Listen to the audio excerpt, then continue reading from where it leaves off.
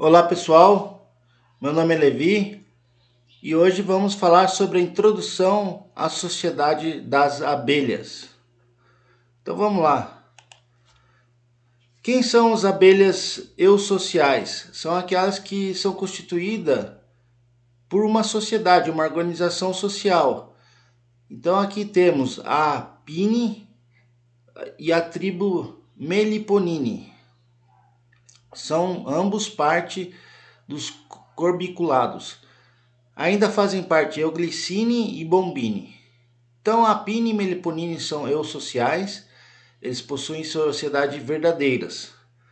A Euglicine são as abelhas solitárias, são aquelas abelhas com cor metalizada, verde, meio azulado.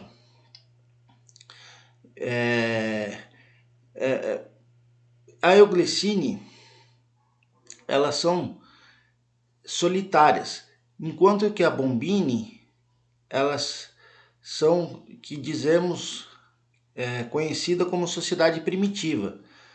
Então, por que sociedade primitiva? Se inicia um estágio de social das abelhas, né? Em Bombini, essas abelhas, a rainha, ela constrói um ninho sozinha, né? E depois que as operárias nascem, elas alimentam as larvas. A rainha faz todo o trabalho de alimentação das larvas também, construção do ninho. E depois que as operárias nascem, aí as operárias começam a ajudar a rainha. Aí a rainha não precisa fazer praticamente nada. Mas enquanto as operárias não nascem, a rainha que faz tudo. Então é a sociedade primitiva. Enquanto que as apines, que representa essas abelhas, um exemplo é a Apis mellifera, produtora de mel, né, a mais conhecida. E a Meliponine, que são as abelhas sem ferrão, as duas possuem sociedades verdadeiras. E como é que é a organização social dessas abelhas? Então, existem três tipos de abelhas: a rainha, operária e zangão, né? E essa sociedade, essas três castas são determinadas e é o que organiza a sociedade das abelhas. Não há mobilidade nessas castas, né? Então você vê aqui o exemplo aqui do lado esquerdo, uma sociedade estamental, um exemplo é a sociedade medieval, né? Então você tem, cada casta tem sua função. Então você tem um clero, os que oram, a nobreza, né, os guerreiros e os camponeses e servos que trabalham no campo, né, na produção. Então é igual às abelhas. As abelhas, a rainha, ela faz a oposição e preside a colmeia, né? As operárias trabalham, existem várias funções, né, durante o estágio de vida dela, e o zangão, que é o reprodutor, é o macho das abelhas, que vai fecundar a rainha virgem ou princesa. Então, é dividido nessas três castas. E como que é a origem das castas? Então você tem, né, aqui no caso das abelhas apis, é um pouco diferente das abelhas sem ferrão. Nas abelhas apis,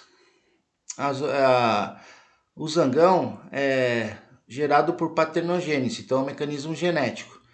Enquanto que a divisão de operários e rainha é dividido na, na diferença de alimentação. Então até o terceiro dia, a rainha recebe mel na sua alimentação. A partir do terceiro dia, a rainha começa a receber geleia real. Então essa vai diferenciar em rainha. Enquanto as larvas que vão gerar as operárias, elas recebem durante sua vida toda a alimentação, né, que é a mistura de mel, pólen e secreção das glândulas hipofaringianas. Essa mistura, esse alimento é dada pelas nutrizes a partir do terceiro dia. Então, a diferença entre os operários e rainha reside na alimentação.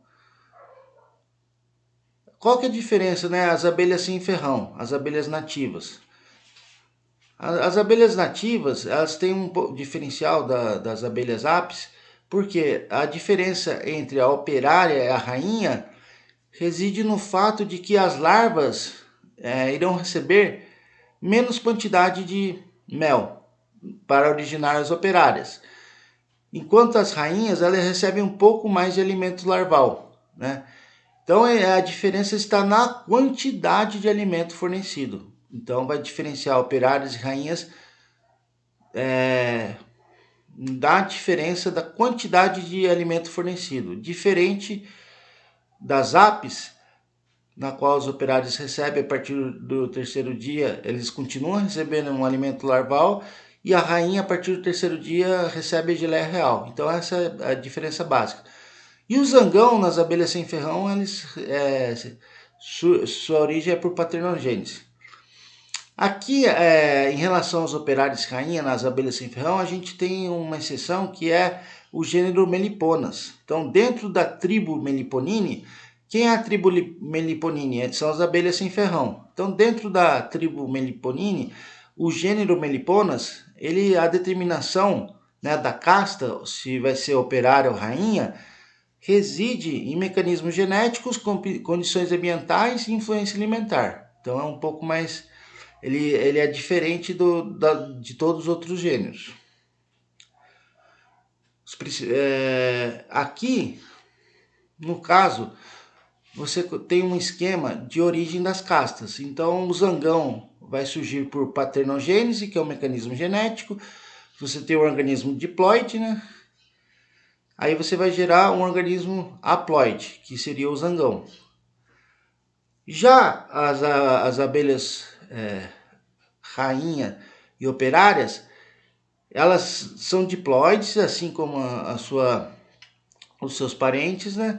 Então vai gerar abelhas diploides, e a diferença vai se dar principalmente pela diferente alimentação larval. A diferença está na alimentação larval, né?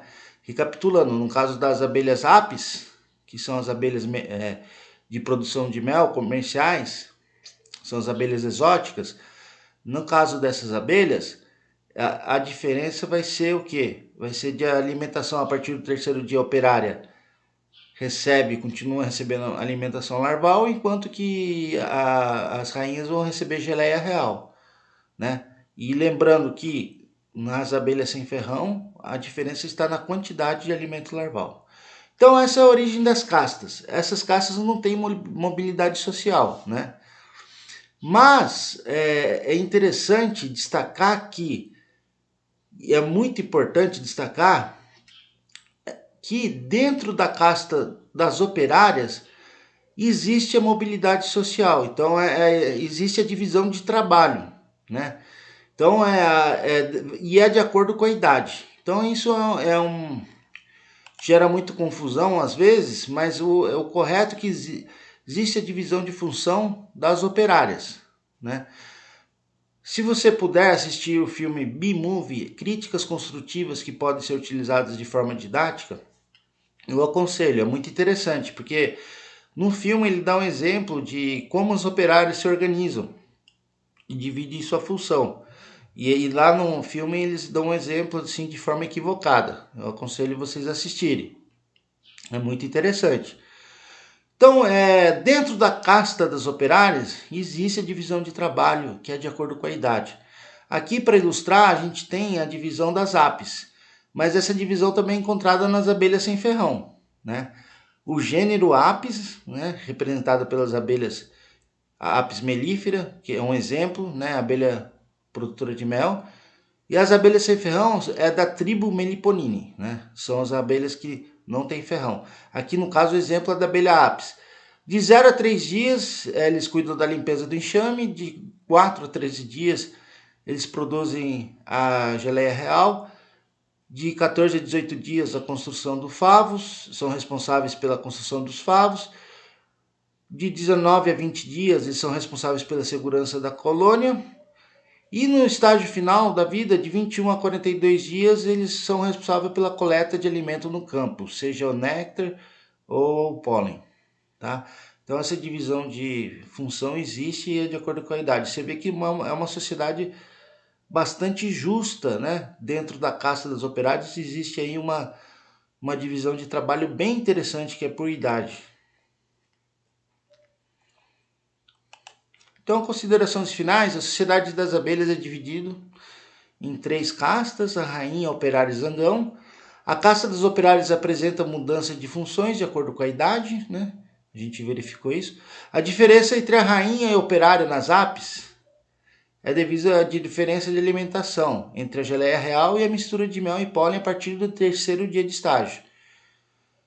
E a diferenciação entre a rainha operária nas abelhas sem ferrão, né, da tribo Meliponiana, é devido principalmente à diferença de quantidade de alimentação larval. Aqui estão as referências. Muito obrigado e até mais.